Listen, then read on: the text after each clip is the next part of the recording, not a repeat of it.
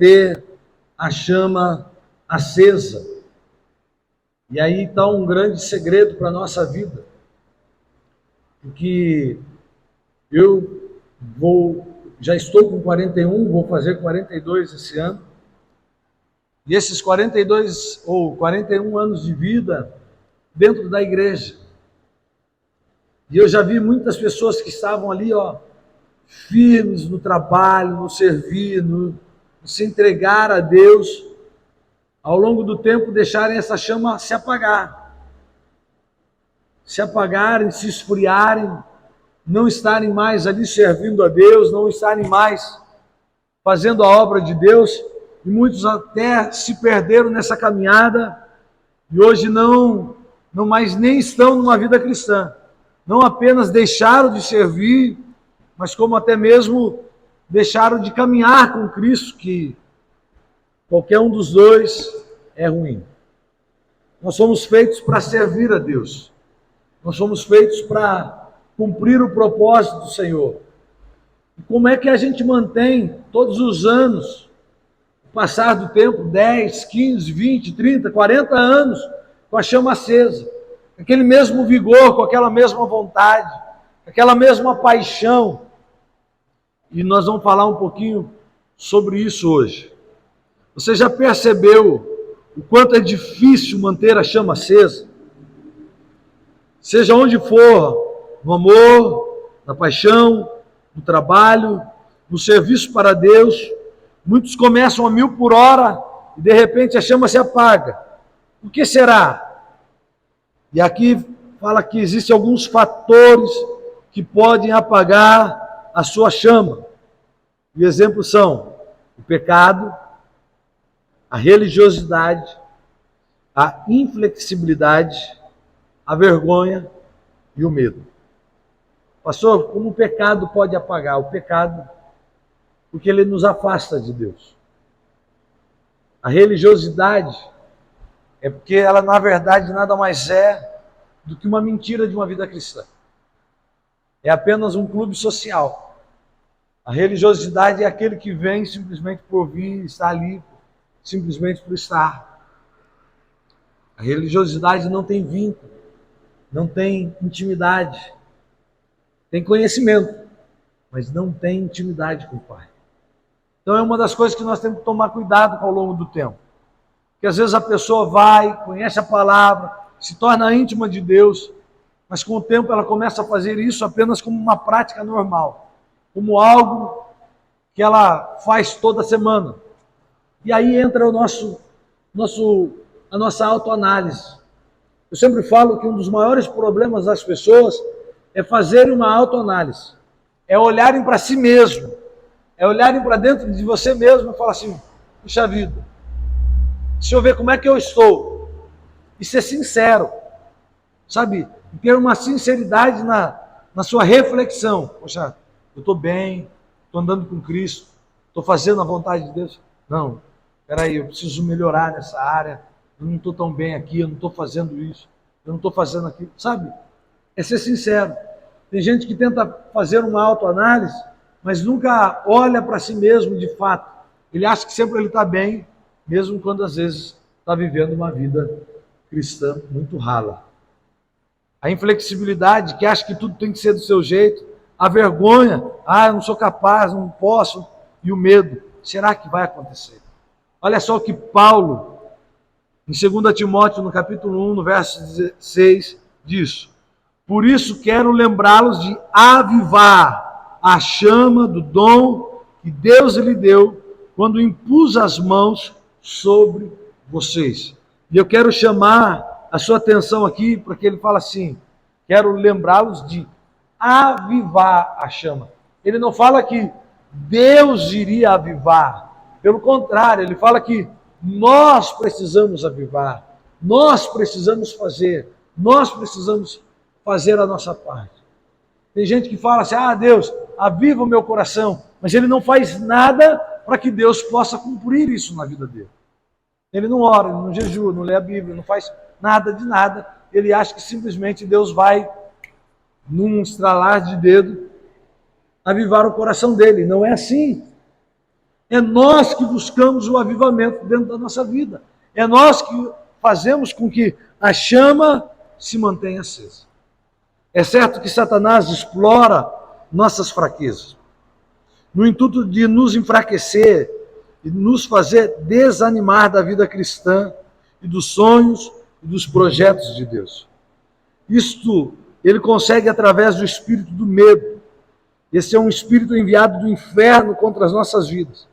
Deus não nos deu espírito de medo, mas sim de força e poder. Sabe, irmão, se a gente ficar com medo, a gente não sai do lugar.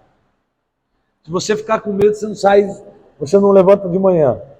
Eu me lembro, eu sempre viajei muito, sempre trabalhei viajando. E eu me lembro que eu tive uma semana em que eu vi muitos acidentes na pista. Muitos. Mas eu lembro que em um dia apenas, eu vi 3 acidentes gravíssimos e eu vi os corpos das pessoas estendidos no chão. E aquilo me deu um medo. Aquilo me deu um medo naquele dia, que no outro dia eu estava com pavor de viajar. Eu estava com medo de pegar a estrada. Aí eu lembro que eu dobrei meus joelhos e falei: Deus, eu não posso ficar com medo. Eu não posso sair daqui da minha casa dirigindo com medo. Jó disse que aquilo que ele mais temia aconteceu sobre a vida dele. E eu não quero ter medo disso. Eu posso até ter o respeito da estrada, não corro, não faço direções bruscas, mas eu não posso viver com medo. E eu orei pedindo para Deus arrancar o medo. Deus tirou o medo do meu coração e me deu força para poder enfrentar aquilo. Eu não sei qual é o medo que você tem que enfrentar na sua vida cristã, mas se você tem medo, você tem que pedir para Deus tirar esse medo. Você tem que orar, é você que tem que dizer para Deus, é você que tem que enfrentar, é você que tem que falar: Deus, eu preciso disso. Isso. Salomão diz em Eclesiastes capítulo 7, no versos 8, terminar algo é melhor do que começar. Muitos começam bem e terminam mal. Certamente a chama apagou-se no meio do caminho. Porém, eu te convido a manter a sua chama acesa através da oração, da leitura da palavra de Deus, e mantenha-se firme, principalmente nos dias maus. Irmãos, uma vez eu falei isso com um rapaz aqui na nossa igreja. Um rapaz que ele era muito assim, ele era uma montanha russa. Eu até cheguei a dizer isso para ele. Eu falei assim: você é uma montanha russa, cara. Um dia você está espetacularmente buscando a Deus e você está lá em cima na sua vida espiritual. No outro dia você está lá embaixo, você está muito mal, você está fazendo coisa errada, você está fazendo aquilo que desagrada a Deus e você está lá no poço. E eu falei: a nossa vida cristã, ela não pode ser uma montanha russa. Mas pelo contrário, ela tem que ser uma... como é que fala? Perpendicular. Ela tem que ser um crescimento contínuo. Sabe? É hoje melhor do que ontem e amanhã melhor do que hoje. É assim que tem que ser a nossa vida cristã. É contínuo, é subindo sempre. Sabe? Ah, pastor, mas parece que aquele irmão não tem aquele pico, mas ele sempre está crescendo. Ótimo. Isso demonstra firmeza. Isso demonstra que ele vai ter uma vida cristã contínua na vida dele. Irmãos, se nós vivemos de altos e baixos, pode chegar no momento que esse baixo seja tão baixo que você não consiga sair. Agora, pastor, como é que eu faço para não viver lá embaixo? Orando, jejuando, lendo a Bíblia. É dessa forma que eu me alimento. Irmãos, é muito pouco você achar que você vai se alimentar de quarta e domingo. É muito pouco você achar que a sua vida cristã, ela se baseia apenas nos dias de culto. É muito pouco você achar que só o alimento 2 vezes por semana é suficiente para você criar força. Irmãos, a gente vê esse pessoal que quer fazer musculação, que quer ficar forte aí, a gente vê que eles comem 4, 5, 6 vezes ao dia. Tem uns que comem de 3 em 3 horas para poder ter uma alimentação forte, para poder criar músculo, para poder criar força. E a gente acha que na nossa vida cristã, quarta e domingo, vai ser suficiente. Não vai, irmão. Você vai ter anemia espiritual. Você vai ficar fraco espiritualmente se você achar que é assim. Agora, como é que eu mantenho a força, pastor? Orando em casa, jejuando, lendo a Bíblia, cantando louvores, adoração ao Senhor. Sabe, irmão, eu vou para a academia. Quando eu vou para a academia, eu boto o fone meu de ouvido. E eu coloco ali canções de adoração, de louvor a Deus. Sabe? Eu não fico ali ouvindo aquela, pelo menos na academia que eu vou, fica tocando só batidão lá. Tem gente que fala assim, não, pastor, anima aquilo. Não, o que me anima é a presença de Deus. Sabe, então eu boto ali canções de adoração ao Senhor e bora. É daquilo que eu me alimento, é aquilo que eu me encho. Então ore mais, leia mais a Bíblia, jejue mais. O próprio Senhor Jesus passava noites inteiras em oração. Lucas capítulo 6, no versos 12. Abra aí sua Bíblia. Lucas capítulo 6.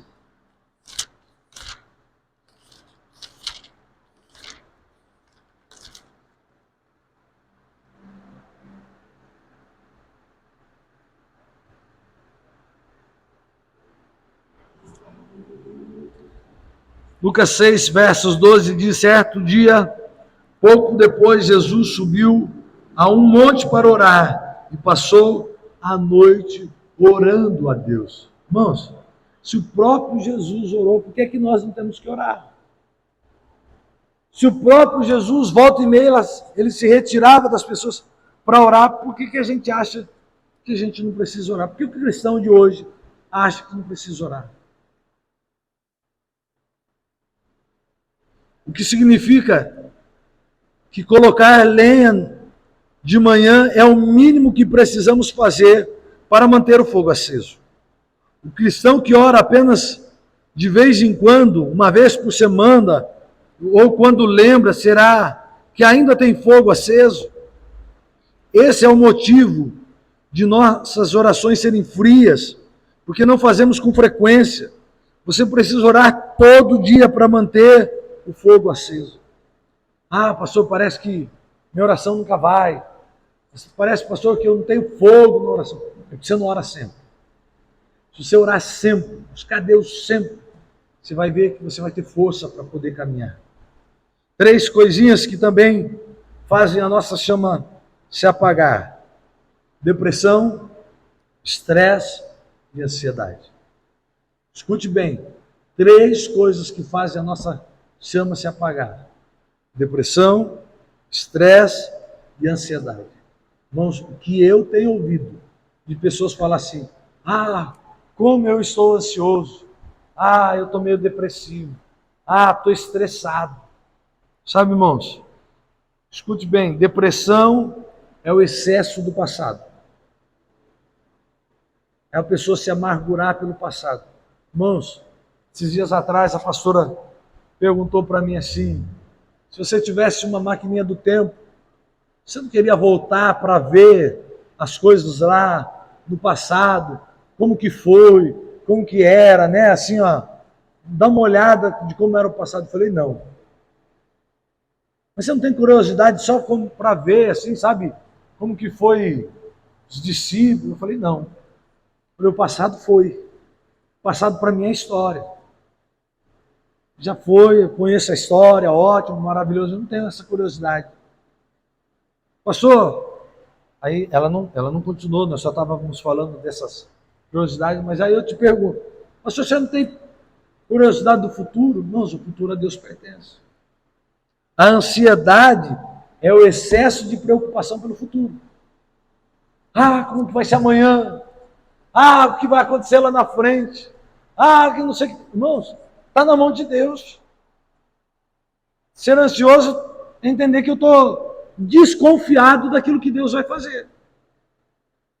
Ah, o pastor quer dizer que eu tenho que ficar quieto. Não, não. Você tem que fazer o seu papel, você tem que fazer a sua parte. Você tem que cumprir aquilo que você precisa fazer.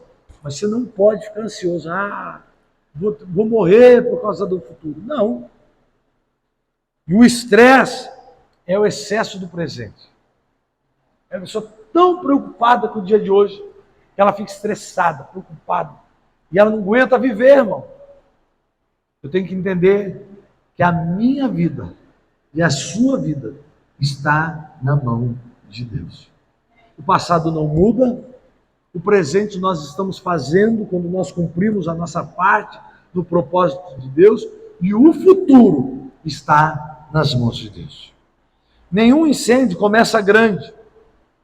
Uma pequena chama pode e é responsável por um grande fogo.